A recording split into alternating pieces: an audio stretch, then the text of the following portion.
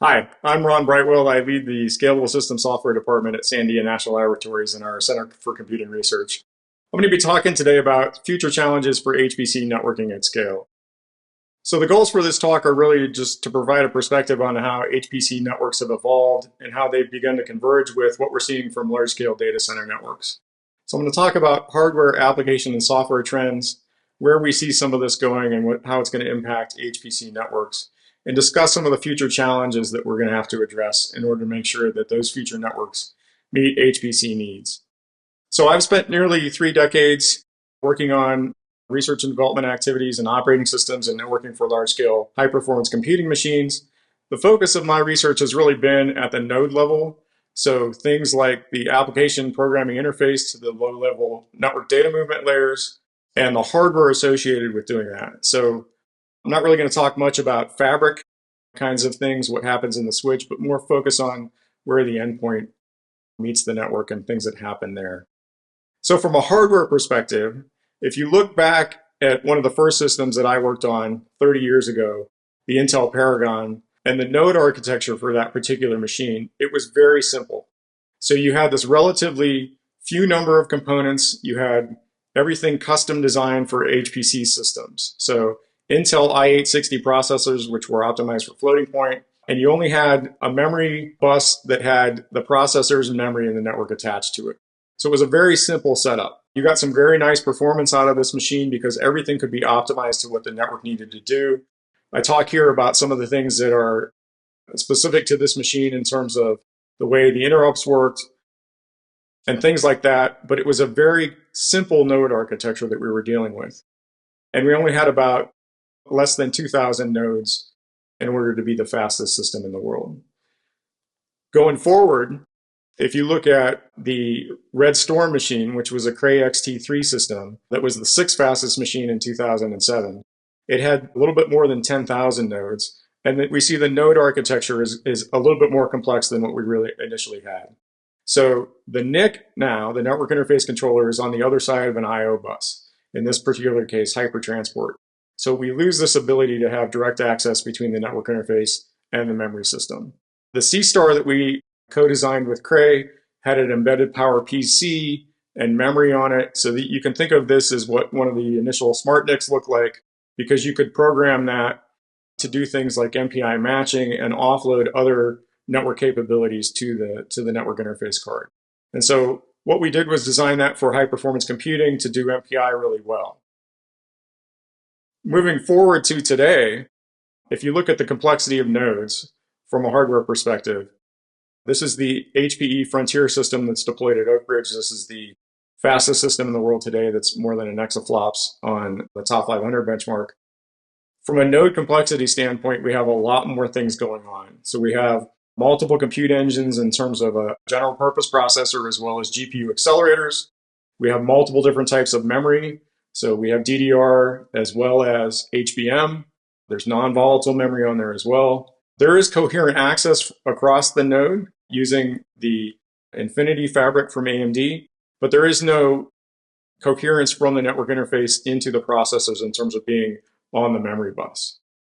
This machine uses the Cassini NICs that are part of HPE's Slingshot network.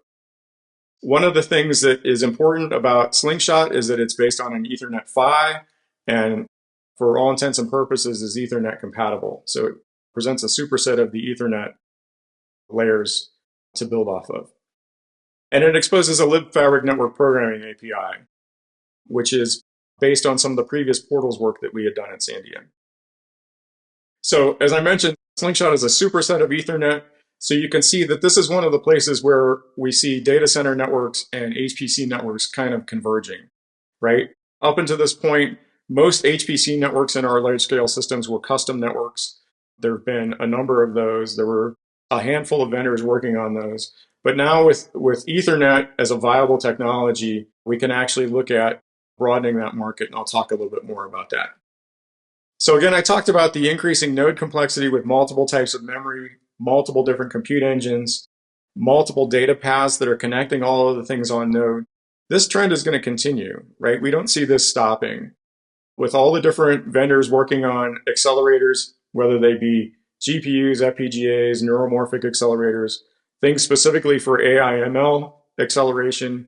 We're also seeing things like digital signal processors and analog accelerators. From a node complexity standpoint, we think this trend is going to continue. And from a networking standpoint, we'd like to understand how best to integrate the network communications into these accelerators, much like we've been doing with GPUs over the last few years. Increasing link speed from a network perspective is also challenging from a hardware perspective. So we get a new packet every 1.2 nanoseconds that we have to deal with on a 4 gigabit per second network. That's challenging to keep up with when you want to do things like offload and MPI tag matching and some of those other protocols that you want to implement. It may help us in terms of things like packet headers and being able to process things more quickly, but the rate at which packets arrive is going to be particularly challenging. I mentioned the viability of Ethernet from the Slingshot network. So the more that we can leverage things that are going on in the commodity space, as long as they meet our needs for HPC, that's usually a good thing. There's a lot of discussion in the HPC world about chiplets as well, and how we might be able to leverage chiplet technology for customization. So creating our accelerators that are more focused on HPC-like things, potentially things like a chiplet for a network that would do MPI processing or something like that. And the other trend is, if you look at the initial Paragon number I showed, which was around 2,000 nodes, the XT3 was around 10,000 nodes. The exascale machine currently is less than 10,000 nodes. So this increasing node complexity is where all of the computing is coming from. And so we actually have a decrease in overall node count. So scaling out to tens or hundreds of thousands of nodes isn't really a challenge for us as long as the compute capability keeps increasing at the node level. So what about SmartNics for HPC? If you look at what's been happening with SmartNics, there's a lot of R&D that's happened in HPC that's been trying to leverage SmartNics. They were really designed to offload network virtualization and protocol processing for commodity cloud networks and things like that. What you see in the HPC community is being able to offload application and services to the SmartNIC, but it doesn't really help you with some of the fundamental challenges like integrating the network interface and the accelerators more closely.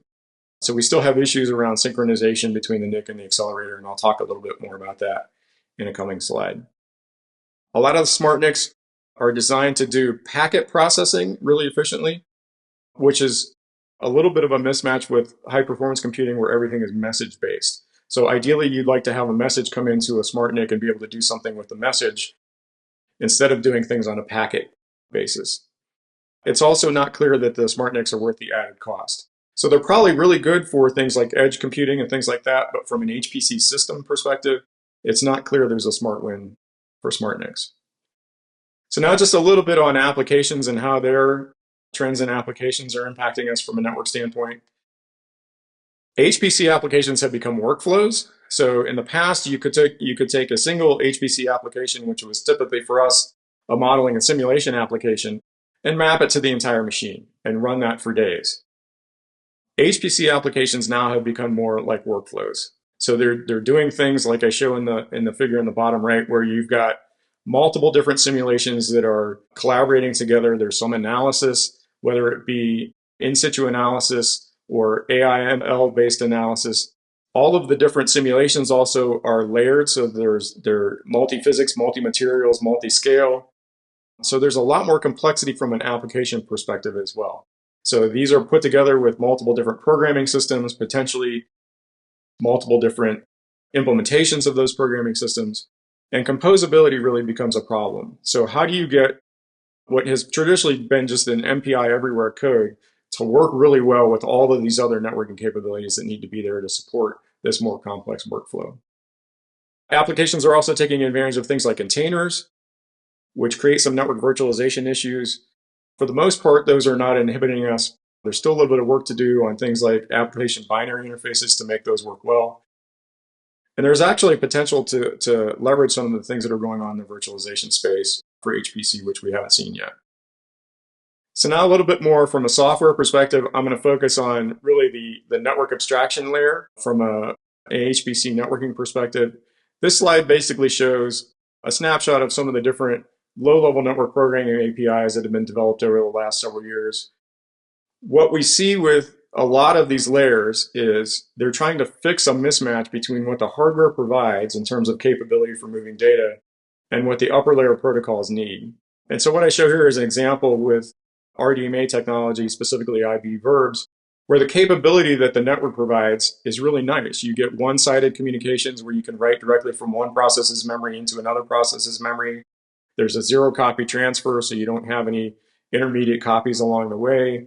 The CPU doesn't need to be involved, so you can offload everything to the NIC. You have a fixed set of memory resources both at the source and destination, so that you don't have to worry about where to put an incoming message when it comes in or where to put a reply when it comes back. And it really supports unstructured non-blocking data transfer very well. Unfortunately, when you try to put MPI on top of that, you kind of lose all of the capability that the network provides to you. So MPI, for the most part, is two-sided. So you have to have the semantics for that, where you want to optimize for small message latency versus large message bandwidth. A lot of networks copy small messages to get them out quickly so that you don't have to register memory and do things like that. The CPU tends to be involved in every message. So MPI message matching has to happen somewhere. If it doesn't happen in the network interface, it has to happen somewhere on the host processor. MPI has the concept of unexpected messages where you may be receiving messages that you didn't plan for. So you have to plan to have those messages end up somewhere and not overflow your resources. And then completion may be non-local. So you're not just looking at, did I get this message in terms of, the communication ending. So a lot of network APIs were meant to fix this mismatch between what the network provides and what the upper layer protocols really need. But why do we have so many of them in HPC? Well, we have applications that want to specialize in terms of what they do to support programming models. So we not only have MPI, but we do have some that use the partition global address space model of communication as well, that are built off of low layers like GasNet, that want to use things like OpenSHMEM because they have a more unstructured one-sided communication. We have file I/O, we have data management. And so each of these tends to have their own network layer that takes the semantics that the network provides and adapts it to what the protocol really needs. It was also a place where vendors would differentiate their technology. So if a vendor gave you some new capability from a network perspective, they had to give you a new API to go along with it so that they could expose the functionality. So it tended to be every 5 years or so when a network vendor would come along with something new, you get an evolution of the API, sometimes significant evolution of the API that would look much different than the previous one. And a lot of vendors tried to consolidate their APIs when they had several of them around one to reduce their development costs and things like that. So we would see new APIs come along just because they were trying to deal with the complexity of maintaining and sustaining the capability that they had. And then a few cases we had network vendors who were optimizing to the semantic mismatch. So they would look at what MPI provides and then try to make that interface as close to MPI as possible. And then when you try to put something else on top of it, you still needed another layer of software that would do that conversion. So if you look at some of the software trends, again, the increasing node hardware complexity is in turn increasing the software complexity on a node. I mentioned that this idea of integrating the network communications into the GPU more effectively, something that SmartNics have struggled to do. This is still a significant area of concern for the high-performance computing community. There was a recent paper from colleagues at the University of New Mexico led by Patrick Bridges who looked at just the different dimensions of GPU accelerators from NVIDIA, from AMD, from Intel, the different networks that you get from NVIDIA, Craze, HP's Slingshot network, OmniPath network from Cornelis. When you take the different dimensions of how to make the GPUs work most effectively from a network perspective, you end up with an explosion of different possibilities. And so this paper really covers the complexity of how you trigger communications from the GPU, how you move data, and how you synchronize. And the space is pretty broad. And so there is no portable way to do this across accelerators and networks right now. And it's something that the community needs to start looking at. It's taken us 10 years to get to this, more than 10 years to get to this place with GPUs.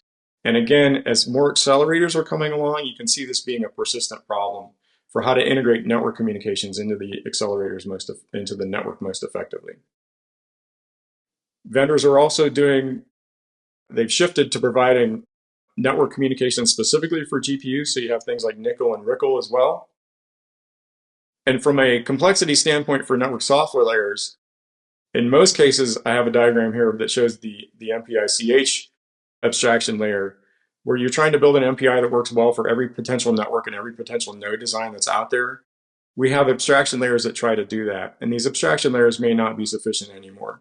So we may have to focus our efforts on particular systems and how to optimize things like MPI for that particular system, rather than expecting a single code base like MPICH to work well across the entire spectrum of systems that we could have in an HPC environment.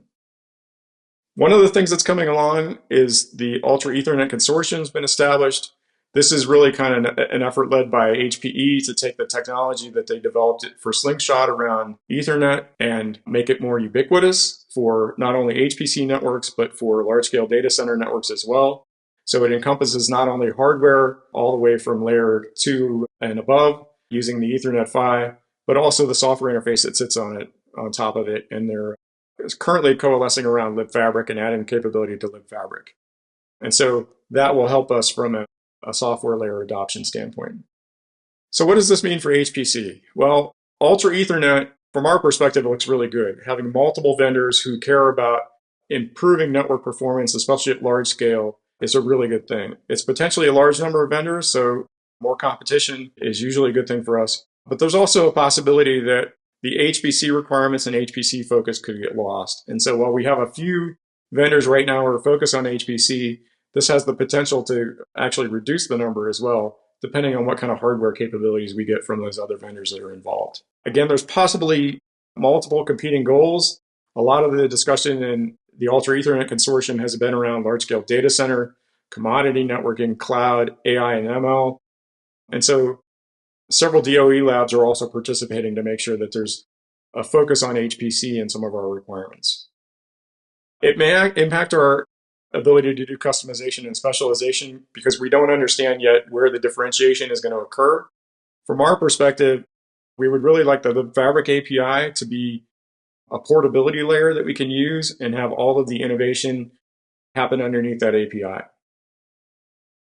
So from a future challenges and potential hardware mechanism standpoint, the most pressing HPC interconnect challenges are these, from my perspective. So latency is still an issue for us. If you think back to that Paragon slide that I showed, having a network interface directly attached to the memory bus is one particular way to lower latency. There's a lot of complexity coming along with an integrated NIC into the memory bus. It's another level of complexity added into an already complex node, but it's one way to reduce the latency.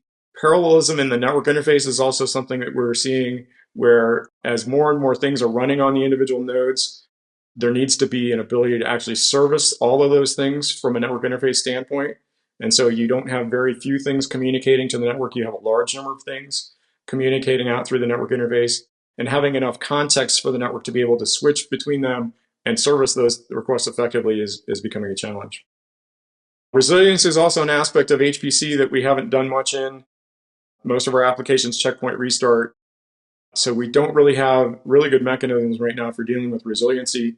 I mentioned that virtual addressing of endpoints and things like that could potentially help us as long as we can have those be low overhead and not impact performance. We could do something to leverage the capabilities of virtualization that have been explored in data center networks.